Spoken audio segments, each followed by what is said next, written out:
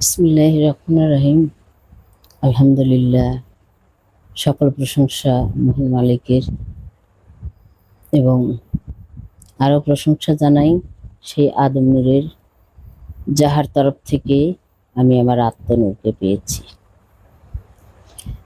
এবং প্রশংসা করি সেই নবী করিম সাল্লাল্লাহু আলাইহি সাল্লামের, যাহার তরফ থেকে আমি আমার এই দেহ ভাণ্ডকে পেয়েছি, এবং ভক্তি জানাই আমার জন্মদাতা পিতা এবং মাতাকে, এবং সমস্ত মানুষের প্রতি আমার সেই আল্লাহ পাকের রহমত স্বরূপ জানাই সালাম, আসসালামু আলাইকুম ওয়া রাহমাতুল্লাহ। ওয়ালাইকুম আসসালাম ওয়া রাহমাতুল্লাহ।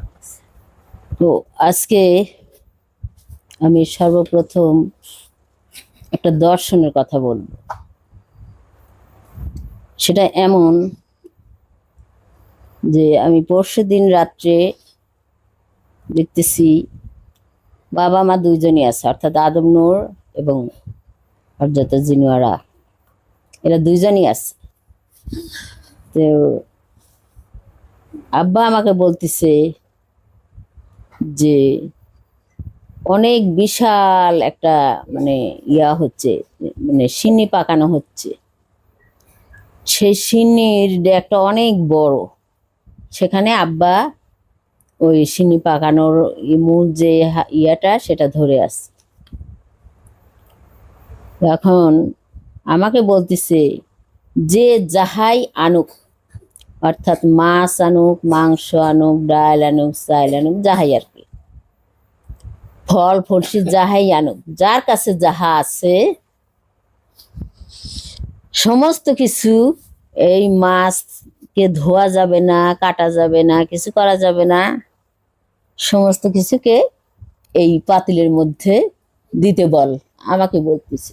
এটা আমার উপর সে হুকুমত করল, এবং এটা বলার পর বলতেছে যে এটা পাকানোর দায়িত্ব একমাত্র আমার। এটাকে পাকায়ে আমি সমস্ত মানুষকে শুদ্ধ করব, এবং সেই সমস্ত মানুষকে তাদের ইয়ার উপর, তাদের মানব সত্তার উপর তাদেরকে দাঁড় করানোর দায়িত্ব আমার। তো আমি বললাম, পরবর্তীতে আবার যখন আমি এটা দেখে জেগে উঠলাম, জেগে উঠে পরবর্তীতে আবার গিয়ে জিজ্ঞাসা করলাম যে এই মাছ মাংস এগুলো সব অধোয়া কেন, কাঁচা কেন, এরকম হবে কেন?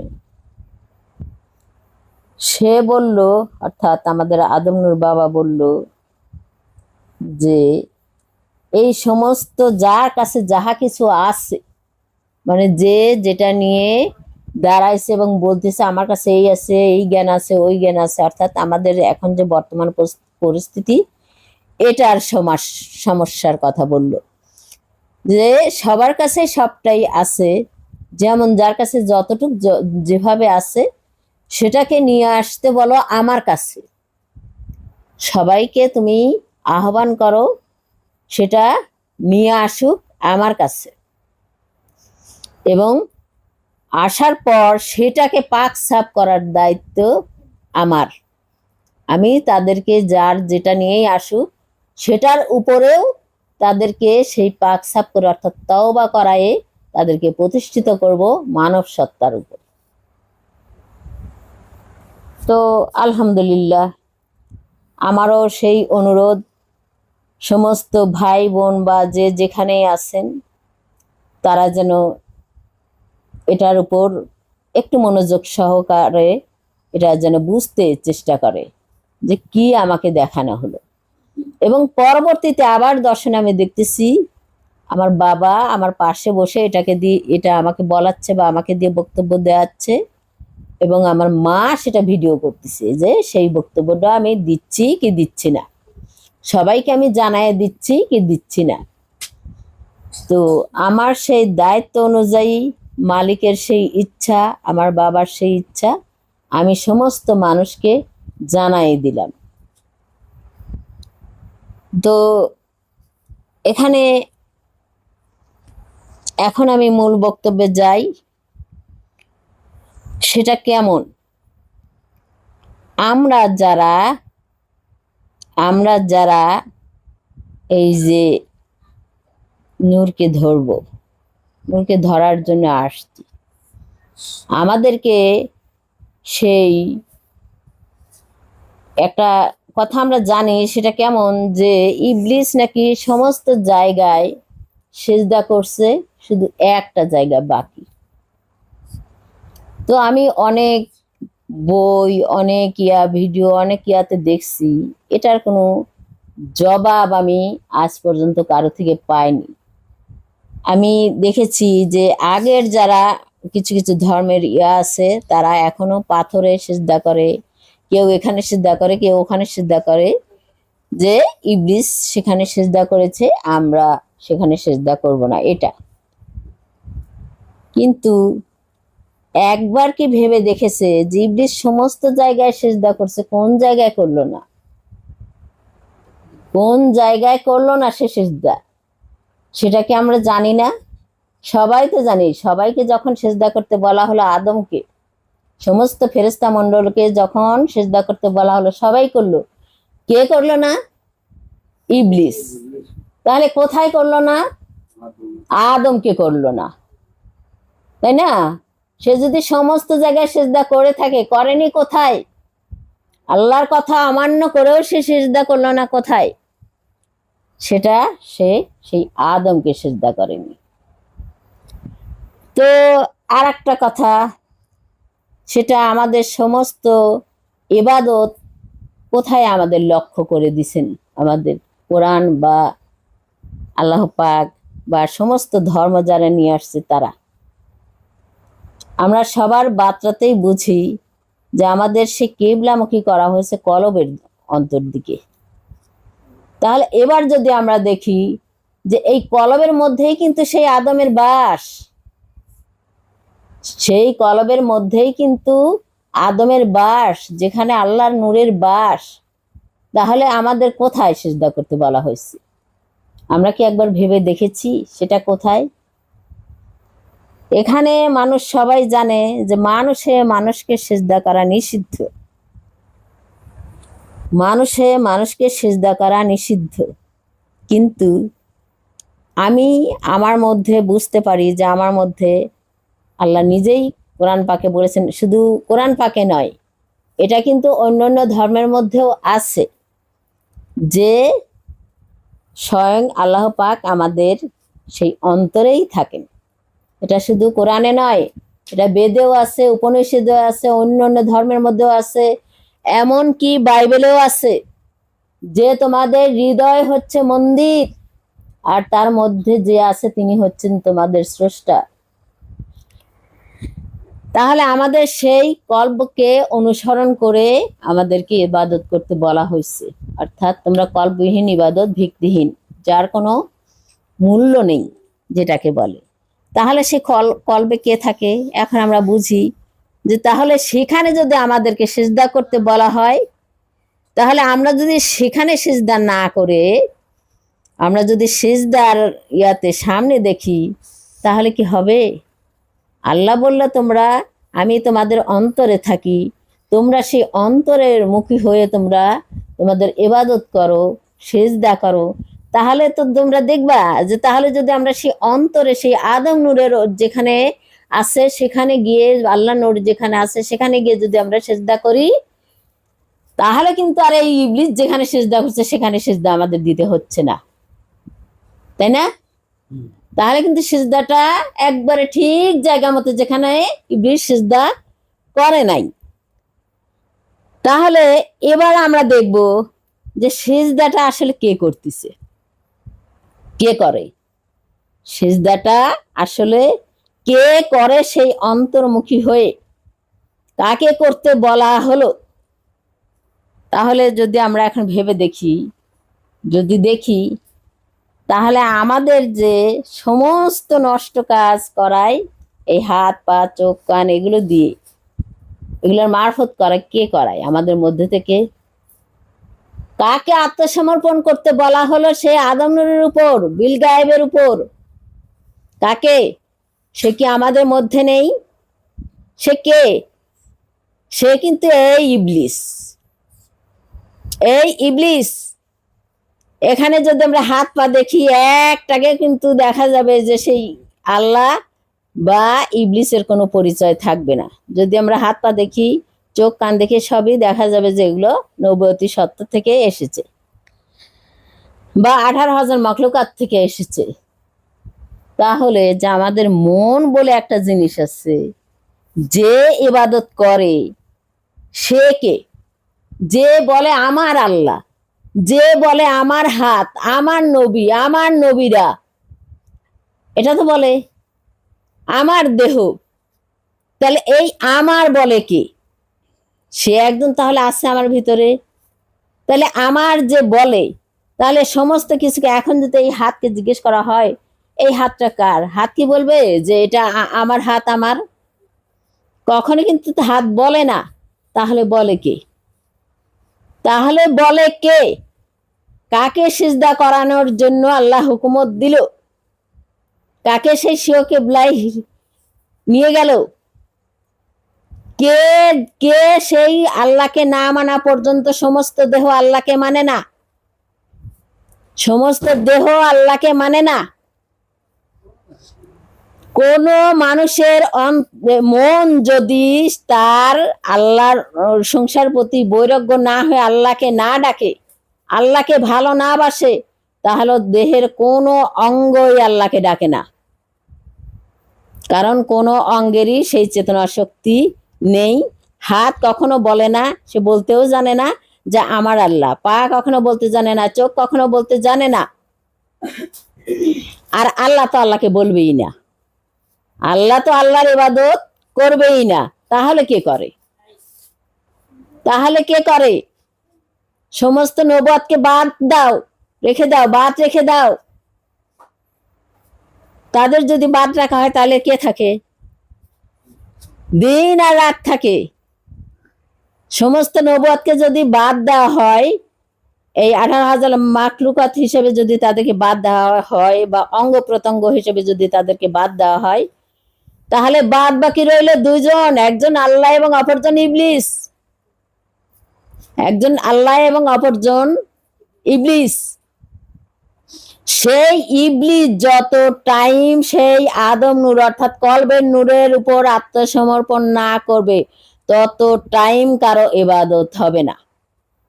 এই দেহ ইবাদত করবেই না, কারণ এই দেহই চলে ওর উপর, ওর আন্ডারে করা হয়েছে, ওর আন্ডারে করা হয়েছে। এখন তোমরা বলবা যে তাহলে ইবলিস এত আল্লাহকে ডাকে, সে কেন এগুলো করে? তো এখানে প্রশ্নের উত্তর হিসেবে এটাই, আমরা যদি দেখি যে আমি কালকে একজন খুব শক্তিশালী একজন মানুষ ছিলাম না? কিছুদিন আগে আমি খুব শক্তিশালী মানুষ একজন ছিলাম। এখন বয়সটা বাড়ার সাথে সাথে আমার সমস্ত শক্তি নিঃশেষ হয়ে যাচ্ছে, তাই না? তো এটা যদি ধ্বংস কেউ না করে, তাহলে নতুনত্ব যে গড়ায়, সে গড়াবে কি করে? হামা গড়ায়, আর ইবলিস সে ভেঙে দেয়। ইবলিস সে ভেঙে দেয়। সে যদি না ভাঙে, তাহলে এটা আর এই দেহটা কোনোদিন নতুন হবে না। আর যখন নতুন না হবে, তখন ওই বুড়া বয়সে কেউ আমাকে দেখার মতো থাকবে না। তাহলে বন্ধু আমাদের কে না? যে ধ্বংস করতেছে সেও বন্ধু, যে গড়ে দিতেছে সেও আমাদের বন্ধু। আমরা ফেলে দেই কাকে? আমরা ফেলে দেই কাকে? তো এই যে ইবলিসের একটা সুন্দর একটা কাহিনী আছে, যেটা এই যে আমরা এখন সমস্ত নিজেদের দোষ ইবলিসের ঘাড়ে নিয়ে রেখে দেই। এটা কোথার থেকে আসলো?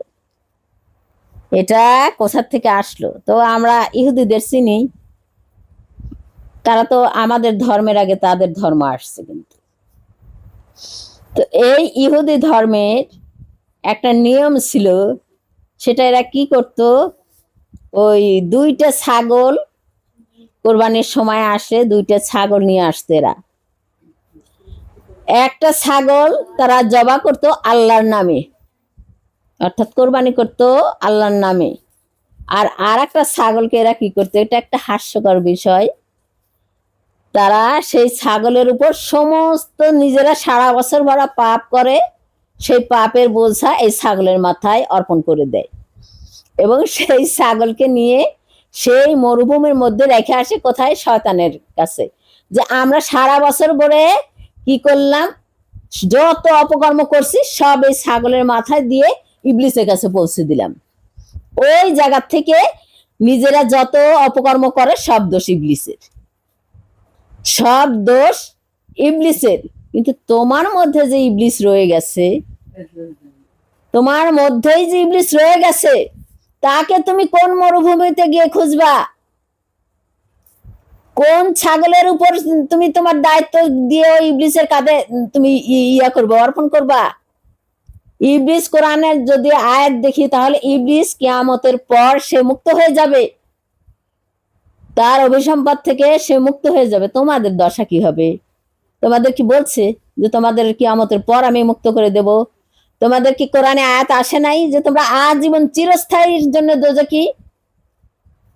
চিরস্থায়ীর জন্য দোজখী। তুমি তোমার কথা ভাবো, ইবলিসের কথা বাদ দাও। তুমি দোজখে গেলে তোমার ইবলিস তোমার সাথে দোজখে যাবে, তোমার নবীরা সবাই দোজখে চলে যাবে তোমার সাথে। তুমি তোমার কথা ভাবো। তুমি আজ ভালো থাকবা, তোমার নবীরাও তোমার সাথী হয়ে সে ভালো থাকবে। তাই তো আমার যদি জ্বর আসে, তুমি আর একজনকে যদি প্যারাসিটামল খাওয়াই, তাহলে জ্বরটা কি আমার কখনো সারবে? কখনোই সারবে না। তাহলে আমার জ্বর হলে আমাকেই প্যারাসিটামল খেতে হবে, আমি পাপ করলে তওবা আমাকেই করতে হবে, সৎকর্ম আমাকেই করতে হবে। এগুলো কেন আমরা বুঝি না? কেন আমরা এগুলো বুঝি না? আর একটা কথা, সেটা এই যে কোরআন ফানার কথা আমরা বারবার বলি, ভাই বোন দুইজনই বলি, এটা কারো গ্রাহ্য লাগে না। এই কথাটা কারো গ্রাহ্য হচ্ছে না। তো আজকে আব্বার একটা দেখলাম, সেটা শুনে আসলাম। সেখানে সে বলছে পীর ফানা বলো বা অলি ফানা বলো আর আউলিয়া ফানাই বলো, যেটাই বলো, যেখানে যেটা বলো, সেই আত্মার ফানা যদি হয় তাহলে তাকে সেটার মধ্যে চলে যেতে হবে। এটা আব্বা বলছে যে এটা তাদের এই ফানাগুলো মিথ্যা হবে। কেন মিথ্যা হবে তোমরা কি জানো? তোমরা কি একবার ভেবে দেখেছো, যদি কুমড়া হয়ে জন্ম নেয় তার বীজ থেকে, এখানে মিথ্যা কেন? কেন মুর্শিদ সেটাকে মিথ্যা বলল? কেন আদম নূর সেগুলোকে মিথ্যা বলল যে তোমাদের এই নবুয়ত ধর্মগুলো মিথ্যা কেন বলছে? তোমরা কি একবার হদিস করে দেখেছো কেন বলছে? আমার মনে হয় যে তোমরা দেখোনি, শুধু সে বলছে, তোমরাও সেটার সাথে কথার সাথে কথা মিলায়ে তোমরা বলছো। অর্থাৎ এই যে আমরা এখন যে সময়টাতে আছি, এটা দ্বীনি ধর্মের যুগ, অর্থাৎ মানব ধর্মের যুগ। সেই মানব ধর্মে যদি কেউ লাউ কদির ধর্ম নিয়ে আসে, যদি কেউ সিংহ ছাগল গরু ছাগলের ধর্ম নিয়ে আসে, তাহলে এই মানব চূড়াতে গিয়ে সেটা মিথ্যা হয়ে যাবে, সেটা কোনো প্রতিফলন ঘটবে না এখানে। এই জন্যই ওটাকে মিথ্যা করা হয়েছে, বাতিল করা হয়েছে। এই জন্যই ওটাকে বাতিল করা হয়েছে। এখন আমার লাগবে হাত, সেখানে যদি আমি একটা স্টিলের হাত লাগাই দে হবে? হবে না। এই জন্যই ওগুলোকে বাতিল করা হয়েছে। কিন্তু ওই সময়ের জন্য ঠিকই ছিল, ওই সময় নবুয়তের যে যুগ ছিল ওই সময়টার জন্য ঠিকই ছিল, কারণ ওই সময়টা ওই যুগের উপরেই ছিল। তো আমরা সবাই কোরআনের যে আসহাবে কাহাবের কথা শুনেছি, এখানে অনেকেই জানি, অনেকে মানে যারা কোরআন পড়ছে তারা অনেকেই জানে এই আসহাবে কাহাবের কথা। তো এই যে এখানে বলা হলো কিছু তরুণ, তাদেরকে ওই দেশের যে রাজা সে জুলুম করতে শুরু করলো। কেন করলো? তারা আল্লাহর উপর ঈমান এনেছিল। এখানে যদি আমরা দেখি তাহলে কোরআনের এই আয়াতে দেখা যাবে যে বিশ্ব রবের কথা বলা হয়েছে। এখানে বিশ্ব রবের কথা বলা হয়েছে, স্বীয় রবের কথা না। অর্থাৎ যারা এই তরুণ ছিল তারা বিশ্ব রবের উপর ঈমান আনয়ন করেছিল এবং তাদের জন্য তাদেরকে জুলুম করা হতো। তোমরা একটু ভালো করে লক্ষ্য করে দেখো, যারা আগে আমাদের নবী করিম সাল্লাল্লাহু আলাইহি সাল্লামের আগে যারা নবুয়তে এসেছিল তাদের কিন্তু বিশ্ব রবের উপরেই তারা ঈমান আনয়ন করেছিল। তারা যাহা যেখানেই দাওয়াত দিত ওই রবকে, মূল রবকে নিয়ে দাওয়াত দিত। তারা তাদের রবের হুকুমত কারো উপর দেয় নাই। তাদের যে স্বীয় রব ছিল এটার উপর কিন্তু কাউকে ধর্ম দান করে নাই। তারা ধর্ম দিত এবং আল্লাহর নামে তারা যাহা কিছু বলতো সবই সেই বিশ্ব রবের নামে বলতো। তো এই যে তারা যখন ঈমান আনলো এবং তাদেরকে জুলুম করতে শুরু করলো সবাই, তখন তাদেরকে আল্লাহ বলল, তোমরা গুহায় গিয়ে পালাও, গুহায় যাও। এই যে গুহা, এখানে আরেকটা আয়াত আছে যেটা এই পৃথিবীতে মানুষ আসার আগে, সৃষ্টি আসার আগে নবীদের নিয়ে একটা বৈঠক হয়েছিল, যে সেই বৈঠকে আল্লাহ বলেছিল আমার তরফের থেকে একজন রাসূল প্রেরণ করব আমি। সেই রাসূলকে তোমরা কি সাহায্য করবা?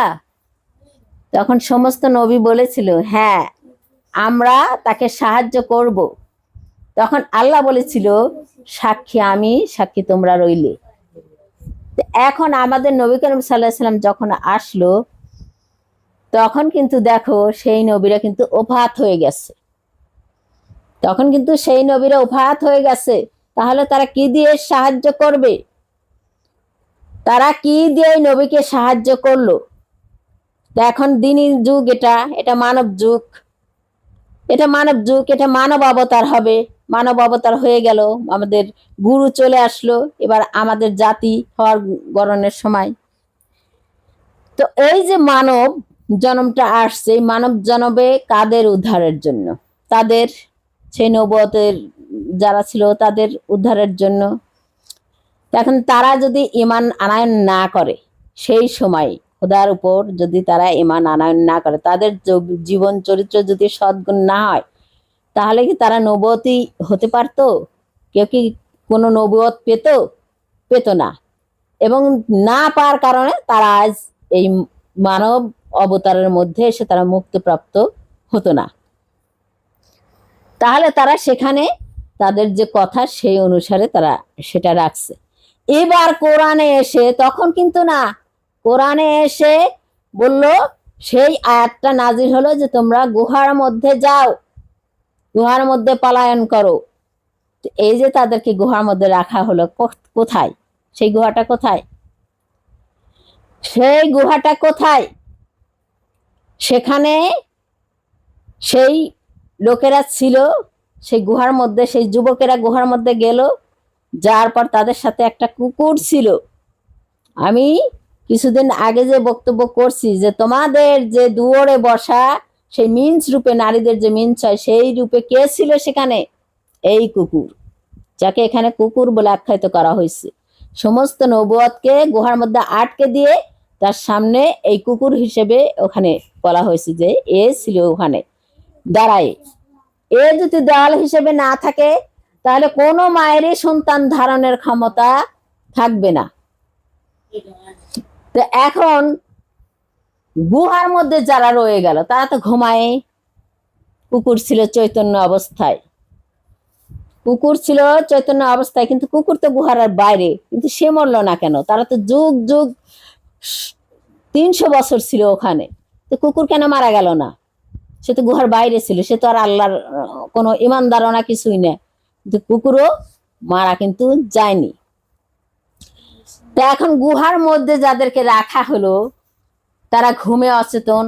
তাদের সূর্য যখন শুরু হয়, মানে প্রথম সূর্য যখন উদয় হয়, তাদের একদিকে ঘুরায় রাখা হয়েছিল, আর যখন সূর্য অস্ত যায় তখন তাদেরকে আবার অন্যদিকে ঘুরায় আনা হলো। দেখো তোমাদের মায়ের গর্ভে ঠিক তাই, যখন সন্তান সূর্য প্রথম তার মধ্যে এই বিচরণ করে, নবুয়তের মধ্যে খেলা করে, তখন সন্তানকে একভাবে রাখা হয়। এই 9 মাস পর্যন্ত বা 9 মাসের 10 মাস পর্যন্ত কিছু কিছু মায়ের গর্ভে থাকে। তারপরে যখন এই সন্তান যখন ভূমিষ্ঠ হওয়ার জন্য আবার পথ করে, তখন তাকে উল্টায় দেওয়া হয়, অন্যদিকে তাকে ঘুরা দেওয়া হয়। এই ঘুরান ফিরানের কথা ওই কোরআনে ওখানে আয়াত হিসাবে এসেছে। তারপরে তারা যখন বের হয়ে আসলো, ঘুম ভেঙে গেল যখন ওই যুবকদের, যখন দুনিয়াতে আসলো, আসার পর তাদেরকে বলা হলো, তাদের খাদ্যের প্রয়োজন হলো, তাদেরকে বলা হলো যাও তোমাদের এবার খাদ্য নিয়ে আসো। তাদের কাছে যে পয়সা ছিল সেটা অচল, তাদের কাছে যে পয়সাটা ছিল সেটা অচল হয়ে গেল। কেন অচল হলো? অর্থাৎ যে সময় ওই মুদ্রাটা তাদের হাতে ছিল, মুদ্রা মানে কি? মহর, মহরত। মহর মানে কি? মহরত। প্রত্যেকটা নবুয়তের মহরত বোঝানো হয়েছে এখানে। যে মহরতে যে নবুয়ত ছিল সেটা যখন মানব দেহে লেগে যায়, কোনো শিশু সন্তানের গায়ে অস্তিত্ব ধারণ করে, তখন তার ওই মহরত অচল হয়ে যায়। সে তখন মানব মহরতে চলে যায়, তখন সে ওই মহরতের মধ্যে থাকে। মানব মহরতে সে চলে আসে আদম মহরতে। আদমের স্টিক আর ওই নবুয়ত মুহাম্মদের সেই ইয়া ছাড়া, বিশ্বমাতার মহরত ছাড়া তার আর কোনো কোনো ইয়া নাই, মুক্তি নাই, বা তার কোনো সচল নাই, সে অচল।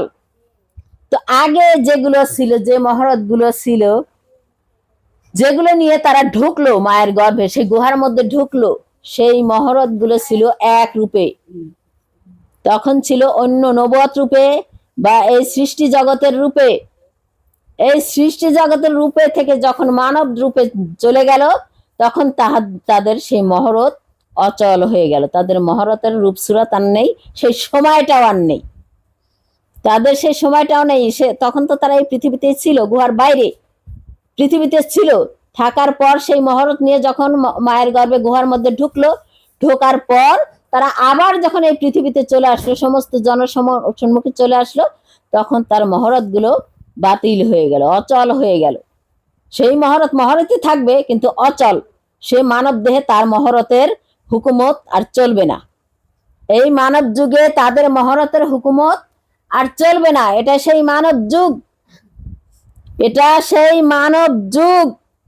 এখানে তোমরা যতই তেরি বেরি করো না কেন, এখানে কোনো রকমের খা নাই কোনো মহরতের। এখানে আসতে হলে ওই বেলগায়েবের ইমান এবং সেই বিশ্বমাতার গর্ভের সেই মহরত না নিলে এখানে কেউ কখনো মুক্তপ্রাপ্ত হবে না, কেউ কখনো মুক্তপ্রাপ্ত হবে না, কেউই নেই। এখন এখানে ওই যে আবার ওই ভিডিওটার কথা শুনলাম যে কিছুক্ষণ আগে, সেটা যে কেমন, যে তোমাদের যত মহরতি থাকুক, যত ফানাই ঘটাও না কেন, এটা তুমি ঘটাবা শুধু ওই আদম নূরের যে মূল আছে, সেই দ্বীনি নূরের যে মূল রয়ে গেছে সেটার সাথে সংযোগ হওয়ার জন্য। এখন যত ইবাদত সবই তাই। এখন যত ইবাদত আছে, মহরত ঘুরে গেছে, তোমার মহরত আর ওই আগের যে মহরতের কাজ তুমি করতে, ইবাদত যে তুমি করতে, সেগুলো আর এখানে চলবে না। সেই যুগ বাতিল, সেই যুগ বাতিল হয়ে গেছে, বাতিল হয়ে এই যুগ দ্বীনি নূরের যুগ। এখানে তোমার মহরত যখনই পাল্টে গেছে, তখন এই মহরত একমাত্র মহান মাতা, বিশ্বমাতা, তার মহরত চলবে এখানে। আর সেই মহরতকে স্বীকৃতি দেবে আদম নূর, এছাড়া কারো কোনো গতি নেই। এই জন্যই বারবার মুর্শিদ বলছে যে সেগুলো বাতিল, সেগুলো বাতিল। এবং কোরআনেও আসছে, মুহাম্মদও বলে গেছে তাই, মুহাম্মদও তাই বলে গেছে যে আগের যারা নবুয়ত ছিল সেই দরজা বন্ধ হয়ে গেছে, সেই মহরতের দরজা বন্ধ, সেটা আর চলবে না এখানে, সেটা আর এখানে চলবে না।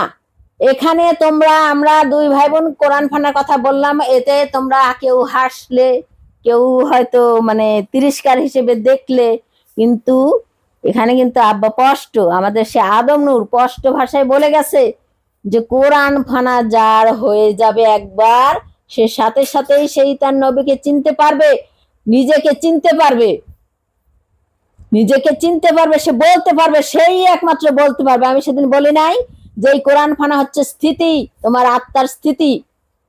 তা আত্মার স্থিতি হলে সে বলতে পারে না যে আমি কি, কোন আত্মা? কোরআন ফানার আত্মা কোনটা? কোরআন ফানার আত্মা তো সেই আদম নূরের আত্মা, দিনী নূরের আত্মা।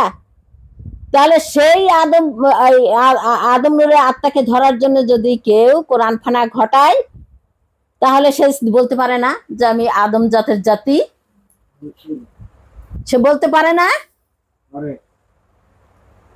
তাহলে ওরা যে বলতেছে যে না আমরা ওই চারটাকে ধরেছি, আমরাই বলতে পারি, তা আমি সেদিন যে বলছিলাম এটা কি তাহলে মিথ্যা হয়ে গেল? আমার বাবার, আমার সেই মুর্শিদ বাবার, আমার সেই আদম নূর বাবার কথা কি তাহলে মিথ্যা হয়ে গেল? কখনোই মিথ্যা হবে না, কখনোই মিথ্যা হবে না। এটা আজীবন সত্য, আজীবন সত্যই থাকবে।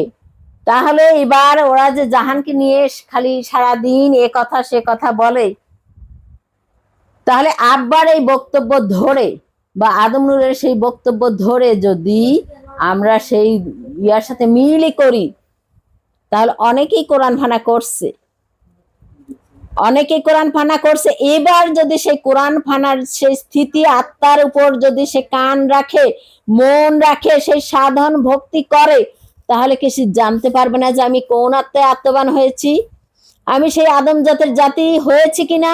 সে বলতে পারবে না? নিশ্চয়ই বলতে পারবে, নিশ্চয়ই বলতে পারবে।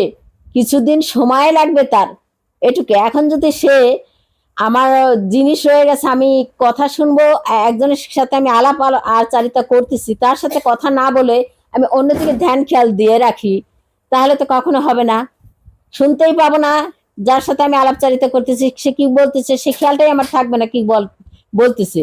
তাহলে আমাদের অন্তরে যখন কোরআন ফানা হওয়ার পর যে আত্মাটা স্থিতি নিল, তার দিকে ধ্যান খেয়াল, তার সাধন ভক্তি যদি না করে, সে বলতে পারবে না। এই জন্যই জাহান বলতে পারে নাই, এই জন্যই সে স্থিতি হওয়ার পরেও বলতে পারতেছে না যে আমি কোথায় দাঁড়ায় আছি, কোথায় দাঁড়ায় আছি। তাকে এখন মজবুত করে সেই আত্মাকে ধরে তার ধ্যান সাধনে তাকে মশগুল হতে হবে, তার দিকে তার খেয়ালটা প্রেরণ করতে হবে, তার দিনী নূরের যে নূর বের হচ্ছে সেই নূরটা সেখানে নিক্ষেপ করতে হবে। এটা শুধু জাহান নাই, প্রত্যেকেরই তাই করতে হবে, প্রত্যেকেরই তাই করতে হবে। এখন জাতি এক জিনিস, আবার এখানে কিছু কিছু ইয়ে আছে না যে আমি জাতীয় নূর হিসেবে হব, এবং কেউ কেউ আবার একই বাবার সন্তান, আমরা যেমন 5টা সন্তান আছি, জাহান একটা ধরে আছে কিন্তু ওরা সেটা ধরে নেই, এমন। তো এখন কেউ যদি সেটার সঠিকভাবে যদি না ধরে, বা সে কতটুকুর উপর দাঁড়াবে, দণ্ডায়মান হবে, এটা তার নিজের ইবাদতের দ্বারা, তার নিজের চরিত্রের দ্বারা সে সেখানে গিয়ে পৌঁছতে পারবে, সে সেখানে গিয়ে পৌঁছতে পারবে।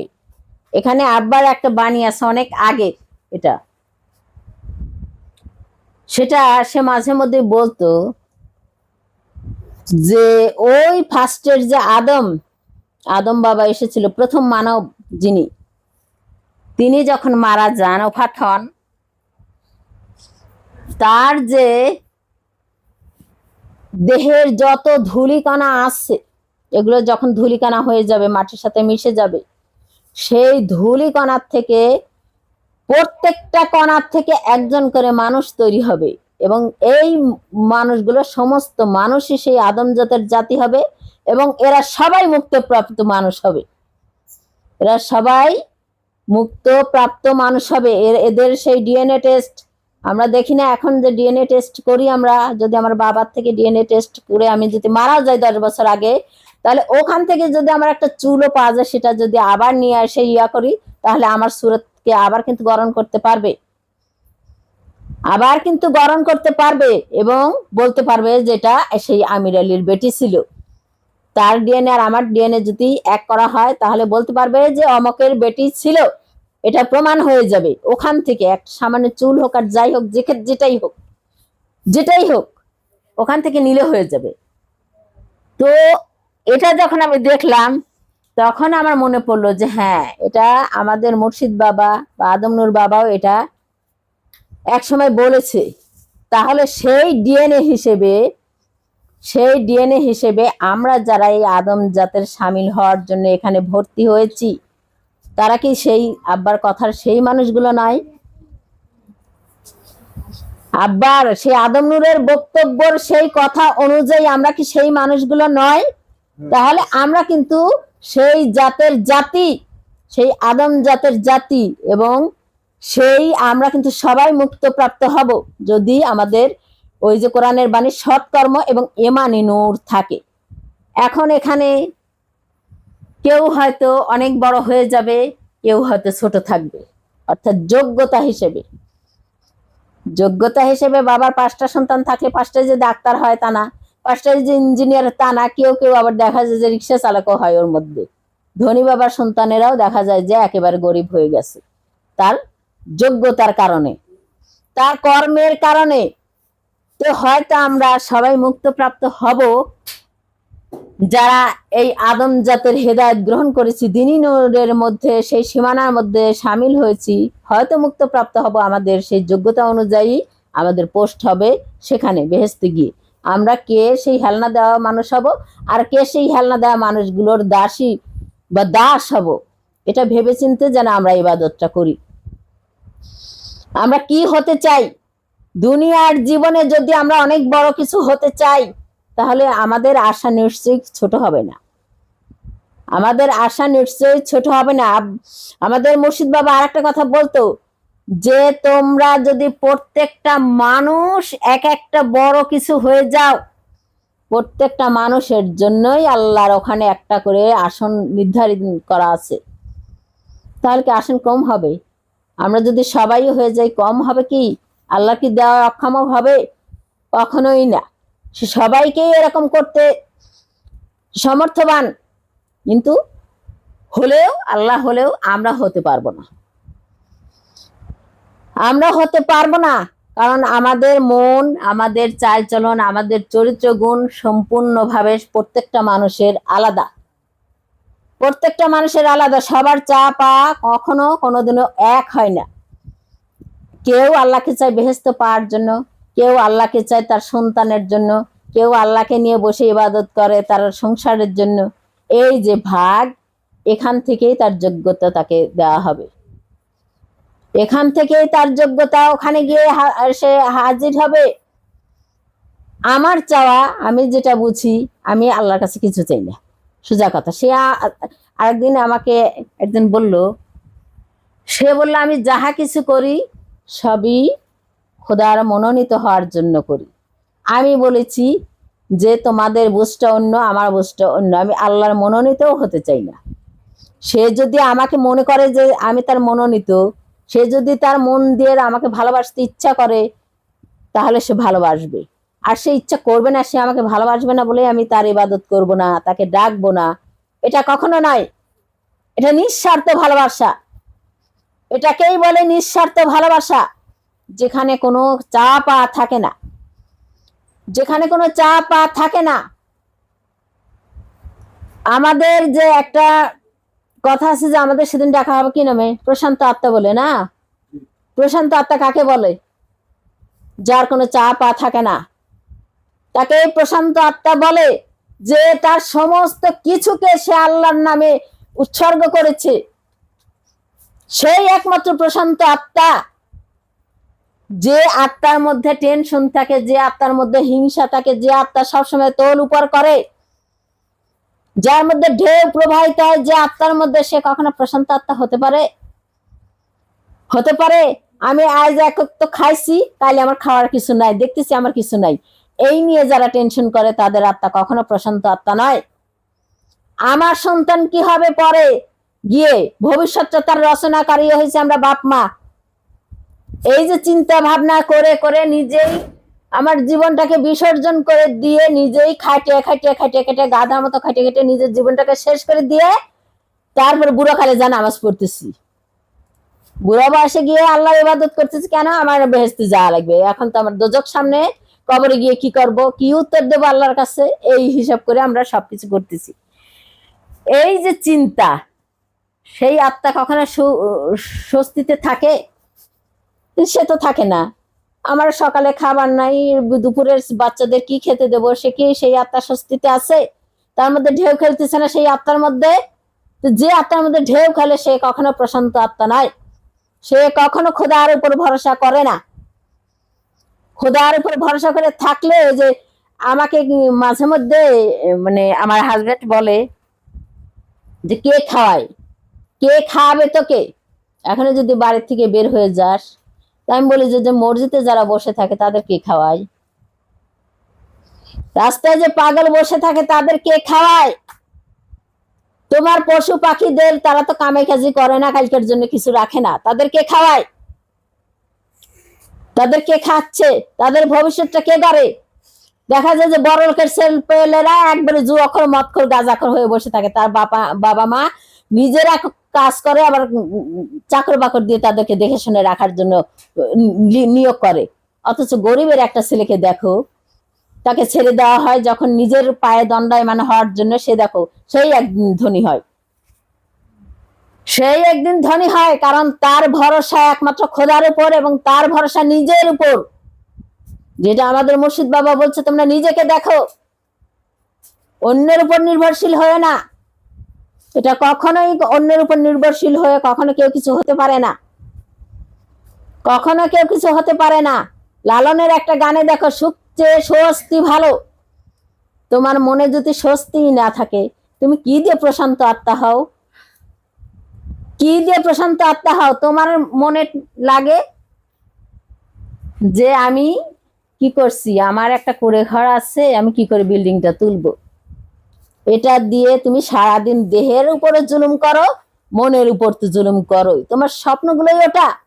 তুমি শুয়ে থেকে ঘুমাতে পারো না, তোমার স্বপ্ন ও আমার বাড়ির পাশে একজন 5 তলা বিল্ডিং তুলছে, আমার ঘরটা তো অন্তত ছাপরা সিস্টেম বিল্ডিং হওয়া দরকার।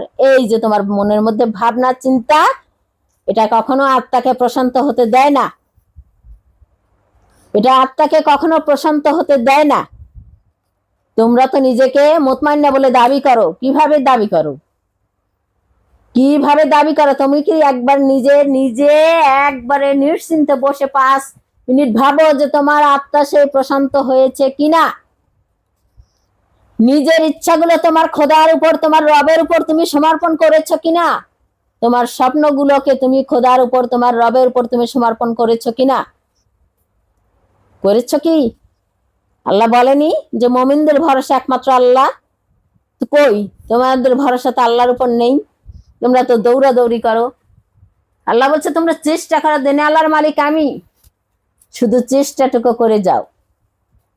দেখো না, যারা বড় বড় লোক, তাদের যদি খাদ্য ভাত না থাকে, তারা বলে কি, যা পেয়েছি এর উপরই আলহামদুলিল্লাহ, যা আল্লাহ দিয়েছে এর উপরই আলহামদুলিল্লাহ। তো তুমি এটাই যদি বলতে না পারো, তোমার আত্মা কিভাবে প্রশান্ত হয়? এটাই যদি বলতে না পারো, কিভাবে হয় তোমাদের আত্মা প্রশান্ত? তোমরা কি শুধু সৎকর্ম দ্বারা আত্মাকে প্রশান্ত করতে চাও? কখনোই না। সৎকর্মের দ্বারাই, শুধু সৎকর্মের দ্বারা আল্লাহ ওই মানুষের আত্মা প্রশান্ত করে না। নিজের আত্মাকে নিজে প্রশান্ত করতে হয়। তোমার মনকে তুমি প্রেমময় করো, তবেই তোমার আত্মা ধীরে ধীরে প্রশান্ত হবে। আল্লাহকে, স্রষ্টাকে এবং সৃষ্টিকে ভালোবাসতে শেখো। কোনো জায়গায় উঁচা নিচে দেখো না, তবেই তোমার মন ধীরে ধীরে প্রশান্ত হয়ে যাবে।